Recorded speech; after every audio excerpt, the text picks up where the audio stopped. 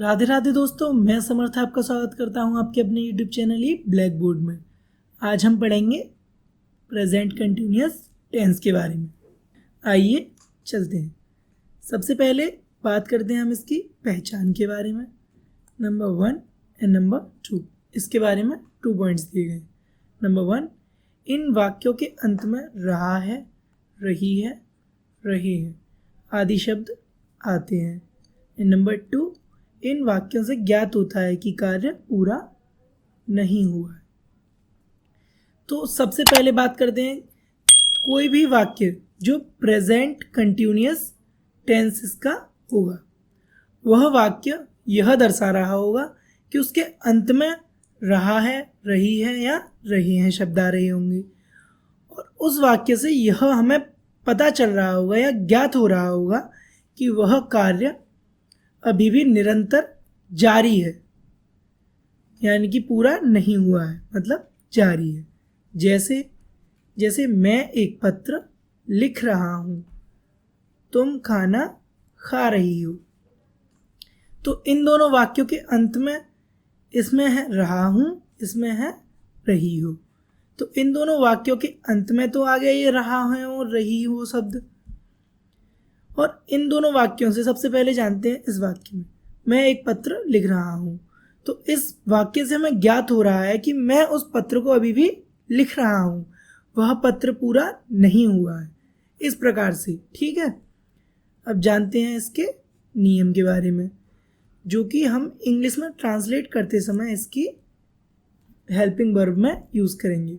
सबसे पहले ही, she, it एवं सिंगुलर नाउन। सिंगुलर नाउन यानी कि एक वचन कर्ता के साथ इसका प्रयोग करते हैं। आई के साथ एम का प्रयोग करते हैं, एवं वी, यू, दे तथा प्लूरल नाउन यानी कि बहुवचन कर्ता के साथ आर का प्रयोग करते हैं। यह तीनों दी गई हैं सब्जेक्ट के साथ में हेल्पिंग वर्ब इज, एम और आर। किस प्रकार से किस सब्जेक्ट के साथ में किस हेल्पिंग वर्ब को यूज़ करेंगे, तो ही, शी, इट एवं सभी सिंगुलर सब्जेक्ट के साथ में इज, आई के साथ में एम, वी, यू, दे तथा बहुवचन करते हैं प्लूरल नाउन के साथ में आर का प्रयोग करेंगे। आशा है बच्चों आपको ये स्लाइड अच्छे से समझ में आई होगी। आइए चलते हैं अपनी अगली स्लाइड पर। इस स्लाइड में भी यही बात दी गई है। इस, एम, आर का प्रयोग हेल्पिंग वर्ब यानी कि सहायक क्रिया की तरह होता है। किसकी तरह होता है? हेल्पिंग वर्ब या सहायक क्रिया। ये क्या है? मेन वर्ब में आईएनजी जोड़ देते हैं। मेन वर्ब मुख्य क्रिया। मुख्य क्रियाएं क्या होती हैं? कोई भी व्यक्ति जिस कार्य को कर रहा है वह उस व्यक्ति की मुख्य क्रिया होगी। जैसे वह क्रिकेट खेल रहा है, तो इस वाक्य में मुख्य क्रिया क्या है? मेन वर्ब क्या है इस सेंटेंस की? खेलना। तुम किताब पढ़ रहे हो, इस वाक्य में मेन वर्ब क्या है? पढ़ना। इस प्रकार से, इसी प्रकार से सभी मेन वर्ब होती हैं, दौड़ना, खेलना, भागना, इस प्रकार से। जैसे इन दोनों सेंटेंसेस को हम पहले समझ लेते हैं, क्योंकि हमने आपको भी इंग्लिश में ट्रांसलेट करना नहीं बताया है, तो प्रॉपर तरीके से आगे आने वाली वीडियो में बताएंगे। लेकिन पहले इन दोनों एग्जाम्पल्स को देख लेते हैं एक बार। वह क्रिकेट खेल रहा है, तो वह के लिए हम क्या यूज़ करेंगे? ही। वह के लिए क्या यूज़ करेंगे? ही। और ही के ही अकॉर्डिंग हमने क्या यूज़ करी है? अपनी helping verb is. Main verb क्या है हमारी? खेलना। मेन वर्ब क्या है? खेलना। तो खेलने के लिए लगाया हमने प्ले। लेकिन यहाँ पर हमने आपको एक बात बता रखी थी कि मेन वर्ब में आईएनजी जोड़ देते हैं, तो इस वजह से ये हो गया प्लेइंग। फिर हमारा बचा हुआ सेंटेंस या ऑब्जेक्ट क्रिकेट। दूसरे एग्जाम्पल को भी समझ लेते हैं। तुम किताब पढ़ रहे हो, तो तुम के लिए हमने यूज़ किया है यू का, और यू के ही साथ में क्या प्रयोग करेंगे, आर। फिर मेन वर्ब क्या है, पढ़ना, जिसके लिए यूज़ किया है हमने रीड, और रीड में ही जोड़ देंगे ING। फिर हमारा बचा हुआ सेंटेंस या ऑब्जेक्ट, द बुक। आशा है बच्चों आपको इन दोनों सेंटेंसेस में और इस स्लाइड में कोई दिक्कत नहीं होगी। आइए चलते हैं अपनी अगली स्लाइड पर। यह स्लाइड है अफर्मेटिव सेंटेंसेस के बारे में। अफर्मेटिव सेंटेंसेस क्या होते हैं, साधारण या सकारात्मक वाक्य, इनको हिंदी में बोलते हैं। लेकिन ये होते क्या हैं, जिन वाक्यों में नकारात्मकता, किसका, नकारात्मकता तथा प्रश्न का बोध ना हो। किन दो चीज़ों का, प्रश्न और नकारात्मकता का बोध ना हो, वह साधारण वाक्य होते हैं। साधारण वाक्य या अफर्मेटिव सेंटेंसेस होते हैं। जैसे मैं बाजार जा रहा हूँ, सीता खाना खा रही है। तो क्या आपको इन दोनों सेंटेंसेस में कहीं भी किसी प्रकार का कोई प्रश्न दिख रहा है, नहीं दिख रहा सर। और कोई नकारात्मकता इन दोनों वाक्यों में व्यक्त की जा रही है, नहीं सर, नहीं की जा रही। तो इसी प्रकार से इस प्रकार के जितने भी वाक्य होंगे, जैसे मैं पत्र लिख रहा हूँ, राधा गाना गा रही है, इस प्रकार से जितने भी वाक्य होंगे उन सभी वाक्यों को क्या बोलेंगे, अफर्मेटिव सेंटेंसेस। क्या बोलेंगे, अफर्मेटिव सेंटेंसेस। ठीक है, जानते हैं इसके वर्ड ऑर्डर को। सबसे पहले सब्जेक्ट, सब्जेक्ट के बाद में इज आर एम या helping verb plus main verb. Main verb क्या है, मुख्य क्रिया, और मेन वर्ब में ही क्या जोड़ देंगे, ING। मेन वर्ब में ही जोड़कर लिखेंगे, प्लस ऑब्जेक्ट। ऑब्जेक्ट यानी कि जो भी इन तीनों चीज़ों के बाद में जो भी हमारे सेंटेंस में बचेगा वो होगा हमारा ऑब्जेक्ट। आइए इन दोनों एग्जाम्पल्स को देख लेते हैं, और यही एग्जाम्पल्स से बहुत अच्छे से हम समझ लेंगे अपने वर्ड ऑर्डर को। सबसे पहले है सीता खाना खा रही है। तो हमारा सब्जेक्ट क्या है यहाँ पर, सीता।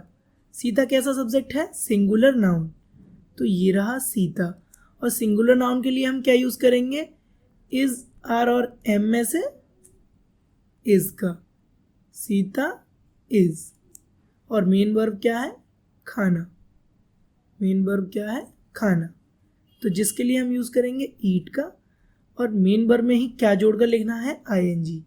ये हो गए ईटिंग। क्या हो गया, ईटिंग। अब सीता हो गई, रही है कि लिए इसके लिए हमने क्या यूज़ किया है, इज, और इसके लिए मेन वर्ब आ गई हमारी ये। बचा क्या है सेंटेंस में, खाना, जो है हमारा ऑब्जेक्ट यानी कि द फूड।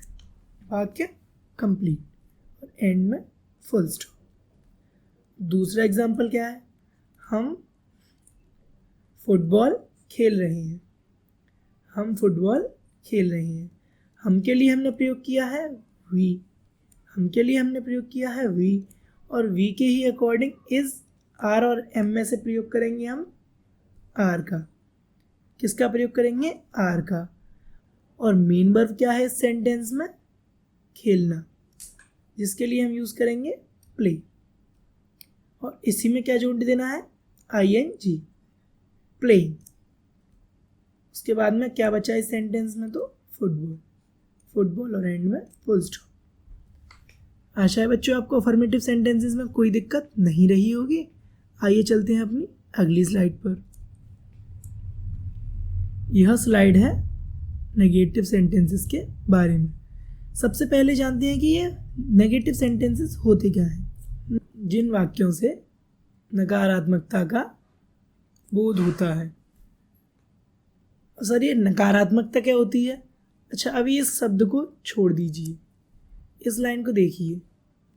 जिन वाक्यों के मध्य में नहीं शब्द आता है, नहीं शब्द आता है, तो जिस भी वाक्य के मध्य में नहीं शब्द आएगा वह कैसा सेंटेंस होगा? नकारात्मक वाक्य। जैसे मैं गाना नहीं गा रहा हूँ, मैं गाना नहीं गा रहा हूँ, या गीता बाजार नहीं जा रही है। ठीक है, और ये नहीं शब्द आ गया ना इन दोनों वाक्यों में, ये रहा नहीं। तो इस नहीं शब्द को देखकर हम समझ जाएंगे कि वाक्य कैसा है? नकारात्मक। अब जानते हैं इसके वर्ड ऑर्डर को। वर्ड ऑर्डर में सबसे पहले लिखेंगे हम सब्जेक्ट को, उसके बाद में हेल्पिंग वर्ब, इज, आर और एम में से कोई एक, प्लस नॉट। नॉट किस लिए?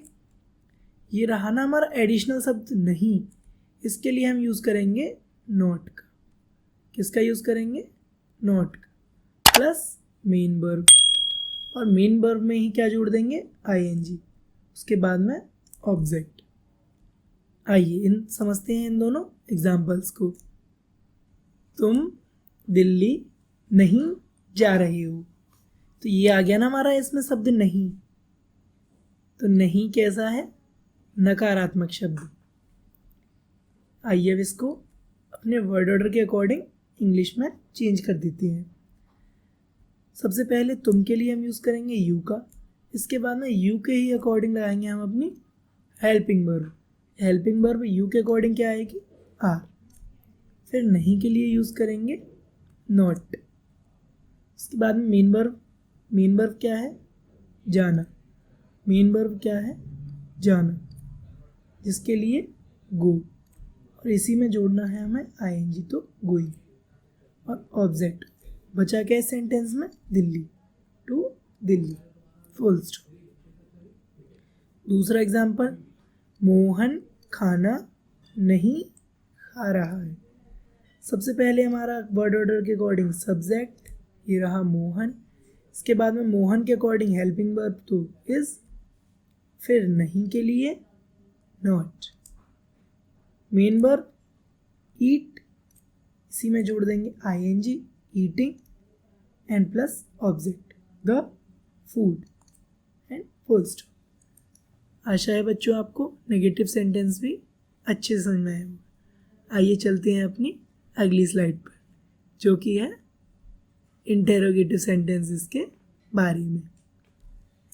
सबसे पहले जानते हैं कि इंटेरोगेटिव सेंटेंसेस होते क्या हैं।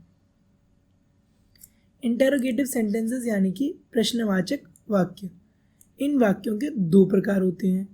पहले होते हैं यस नो टाइप, दूसरे होते हैं question type.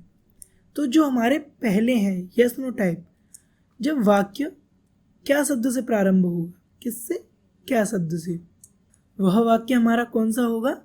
Yes no type. और जो दूसरे प्रकार के सेंटेंस हैं हमारे इंटेरोगेटिव सेंटेंस में, क्वेश्चन टाइप, वो किस प्रकार से होंगे? तो जब प्रश्नवाचक शब्द कब, कहाँ, क्यों और कैसे वाक्य के बीच में आएंगे, कहाँ आएंगे? वाक्य के बीच में, तो वो होंगे हमारे क्वेश्चन टाइप इंटेरोगेटिव सेंटेंसेस। ठीक है, तो आइए अब चलते हैं अपनी इस टाइप 1 की इंग्लिश ट्रांसलेशन पर किस प्रकार से करेंगे। यदि प्रश्नवाचक वाक्य क्या से प्रारंभ हो तो इज, आर, एम को सब्जेक्ट यानी कि कर्ता से पहले लगाते हैं। किस प्रकार से?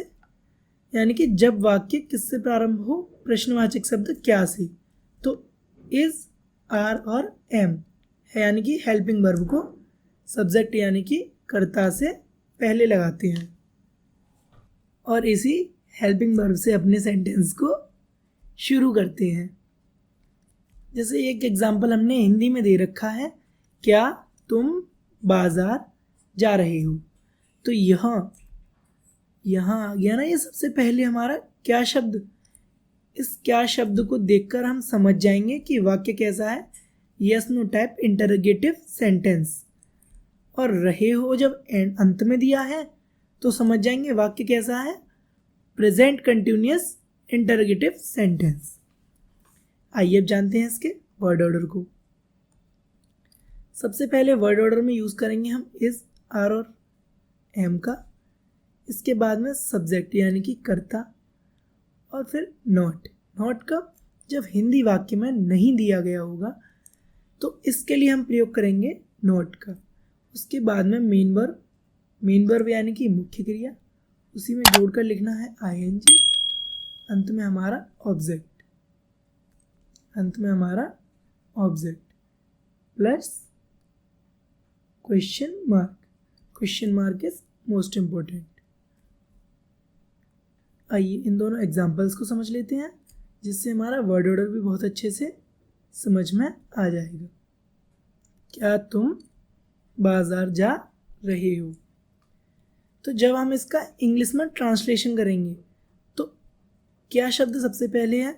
तो सबसे पहले यूज़ करेंगे अपनी हेल्पिंग वर्ब को। हेल्पिंग वर्ब को किसके अकॉर्डिंग यूज़ करेंगे? सब्जेक्ट के अकॉर्डिंग, यानी कि कर्ता के अनुसार। सबसे पहले आ गया यहाँ पर हमारा आर। आर क्यों आया है? क्योंकि सब्जेक्ट है हमारा तुम, जिसके लिए हम यूज़ करेंगे यू का। आर, फिर उसके बाद में सब्जेक्ट तो यू। नॉट इस वाक्य में नहीं है, नहीं दिख रहा सर, तो नॉट का प्रयोग नहीं करेंगे। फिर मेन वर्ब। मेन वर्ब क्या है? जाना। मेन वर्ब क्या है? जाना, तो गो। इसी में जोड़ना है आईएनजी, तो गोइंग। फिर बचा क्या है इस सेंटेंस में? बाजार, टू मार्केट। इस सेंटेंस को भी समझ लेते हैं। क्या राम मंदिर नहीं जा रहा है? क्या राम मंदिर नहीं जा रहा है? तो क्या को देखकर तो हम समझ गए इंटेरोगेटिव है, लेकिन इस नहीं शब्द को मध्य में देकर सर सोच रहे हैं कि सेंटेंस कठिन हो गया है। बिल्कुल नहीं। आइए इसको बनाते हैं। सबसे पहले आई हेल्पिंग वर्ब यानी कि इज। इज किसके अकॉर्डिंग? सब्जेक्ट। सब्जेक्ट क्या है? राम। राम के अकॉर्डिंग हेल्पिंग वर्ब यानी कि इज राम। और नहीं आ गया तो इसके लिए सिंपल सी बात, नॉट जोड़ देंगे वाक्य में। फिर मेन वर्ब। मेन वर्ब है जाना, तो गो। इसी में क्या जोड़ देंगे? आईएनजी, तो गोइंग। फिर ऑब्जेक्ट तो to temple plus question mark. आशा है बच्चों आपको टाइप 1 भी बहुत अच्छे समझ में आ गया होगा। आइए इसी के चलते हैं टाइप 2 पर। इंटेरोगेटिव सेंटेंसेस टाइप 2 ये कैसे होते हैं? तो हमने आपको बताया अभी, जब प्रश्नवाचक वाक्य के मध्य में प्रश्नवाचक शब्द कब, कहाँ, क्यों और कैसे प्रयोग हो तो वह सेंटेंस होगा प्रश्नवाचक question type, interrogative question type sentence. आइए अब जानते हैं इनको अंग्रेजी में बदलने के बारे में। यदि प्रश्नवाचक शब्द कब, कहाँ, क्यों, कैसे आदि वाक्य के बीच में यानी कि मध्य में आए तो उस शब्द की अंग्रेजी यानी इंग्लिश सबसे पहले आती है, सबसे पहले आती है। जैसे तुम पढ़ाई क्यों कर रहे हो? तुम पढ़ाई क्यों कर रहे हो?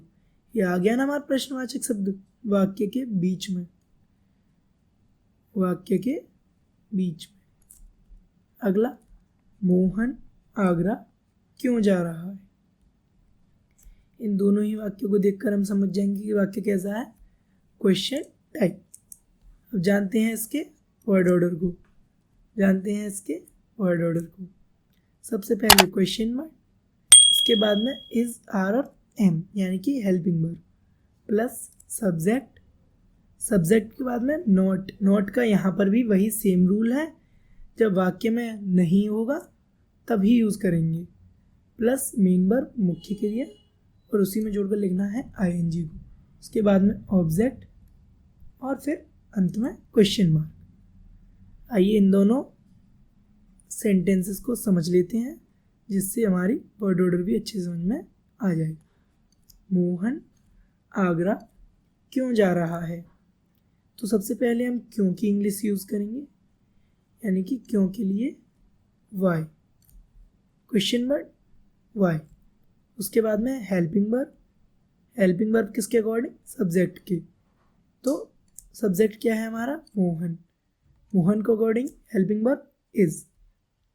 तो वाई इज, फिर सब्जेक्ट तो मोहन, फिर मेन वर्ब गो और उसी में जोड़ना है आईएनजी गोइंग, प्लस ऑब्जेक्ट क्या बचा हमारा आगरा, टू आगरा, अंत में क्वेश्चन मार्क। अगला है तुम खाना क्यों नहीं खा रही हो। यहाँ पर भी सेम रूल होगा, सबसे पहले क्योंकि इंग्लिश वाई, सबसे पहले वाई, और वाई के बाद में क्या लगाएंगे हेल्पिंग वर्ब। हेल्पिंग वर्ब किसके अकॉर्डिंग, सब्जेक्ट, सब्जेक्ट के अकॉर्डिंग, सब्जेक्ट क्या है तुम के लिए आर, उसके बाद में सब्जेक्ट यानी कि कर्ता यू, कर्ता यू। फिर इस वाक्य में आ गया है ये नहीं, वाक्य में आ गया है नहीं, तो नहीं के लिए प्रयोग करेंगे नॉट का, फिर मुख्य क्रिया ईटिंग और अंत में object the food plus question mark.